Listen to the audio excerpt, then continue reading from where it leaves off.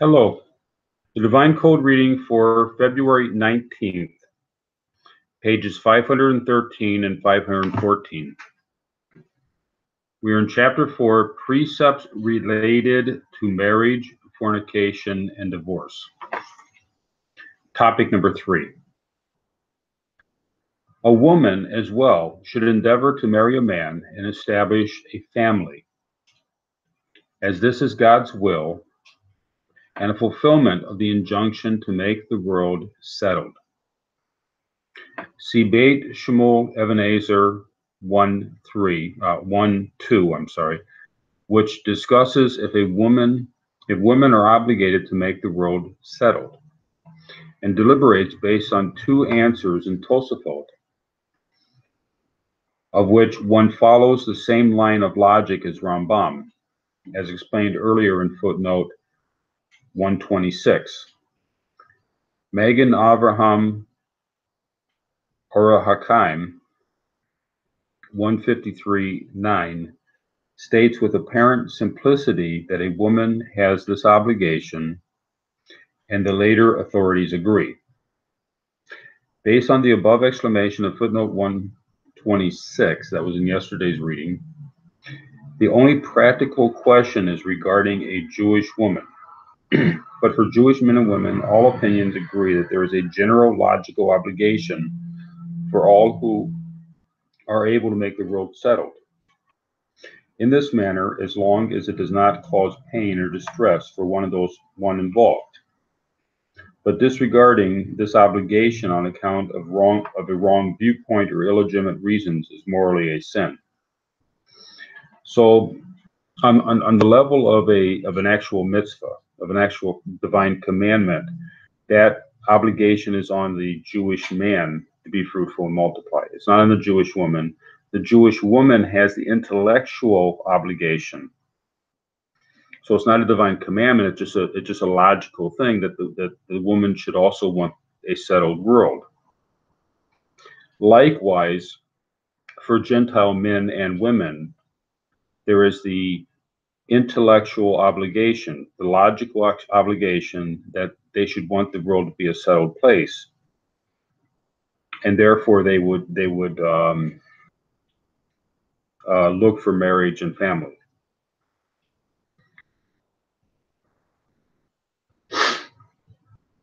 Nevertheless, even though it is fitting to be married and have children, Gentile women or men for whom marriage or having children would be very burdensome are not obligated to cause themselves distress in order to fulfill this obligation. And to a large extent, the obligation is upon society. So society has to make certain that a sufficient part of the population is doing its part to make the world settled. And for people that would be a distress, marriage and family would be a distress for them, there's not the individual obligation to do so. The obligation is just in a general sense.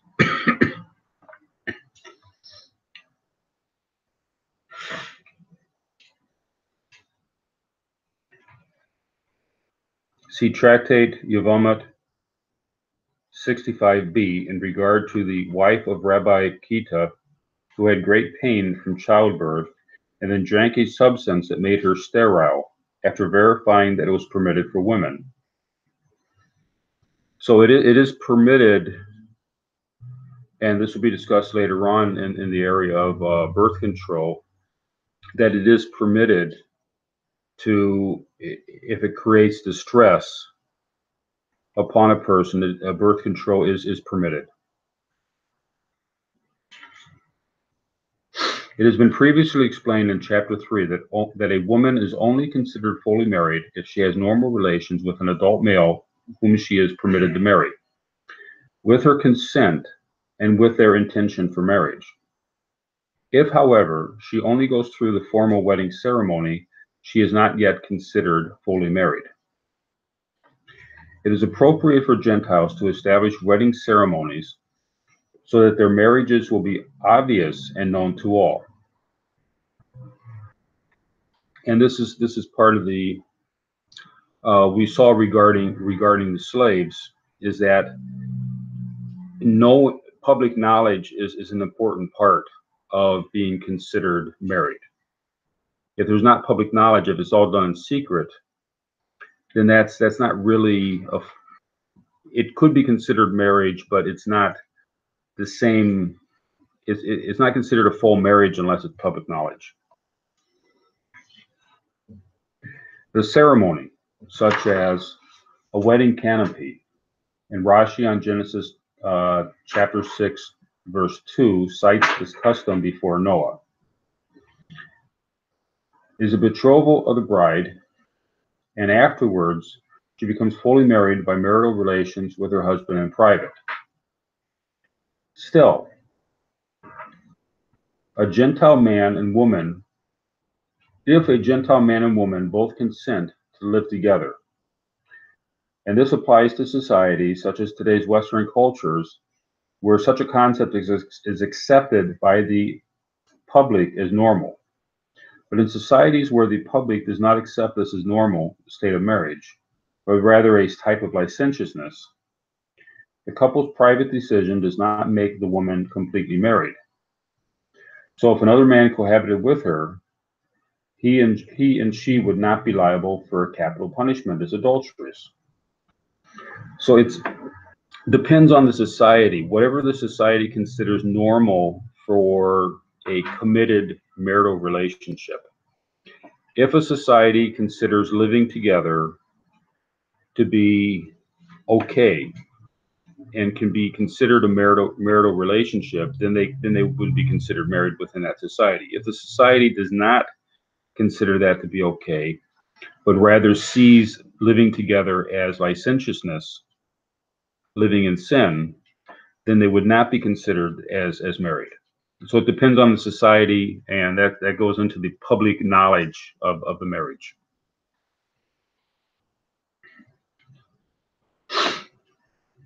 Although they have not had a wedding canopy or officially certified their marriage, and they have behaved publicly as husband and wife for an extended period of time, the woman is judged as fully married.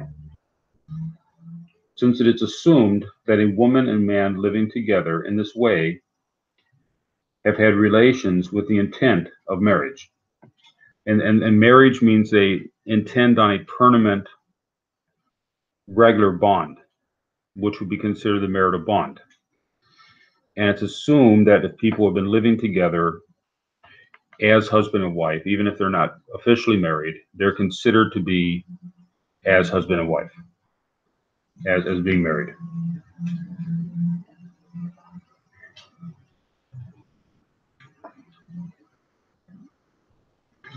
This assumption is presumed to be true unless it is proven otherwise. It's a matter of Torah law. Therefore, all the conditions mentioned above, when a woman is considered a bolut baal, and through which specific act, etc., are not necessarily to be investigated if a couple openly living together and behaving publicly in the manner of a husband and wife. In this case, they are presumed in Torah law to be fully married unless proven otherwise, as explained here. Furthermore, a Noahide court may enforce that presumption in terms of liability for relations of a woman with another man. So it's just assumed that if they're living together, that means that they are fully married, even if it's not been certified. It's just assumed that that's the case.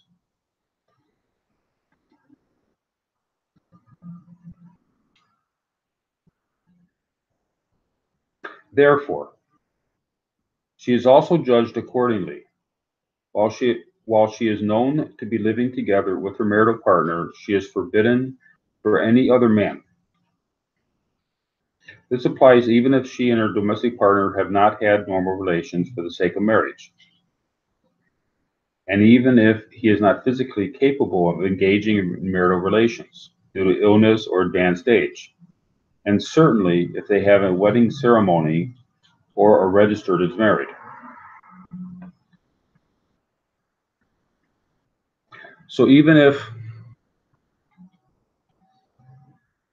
The man has an illness or advanced age that prevents normal marital relations, they're still considered to be husband and wife. That's just the assumption. If she does have relations with another man, both he and she are liable for adultery, since she has already become a balut bal, as mentioned in the last chapter.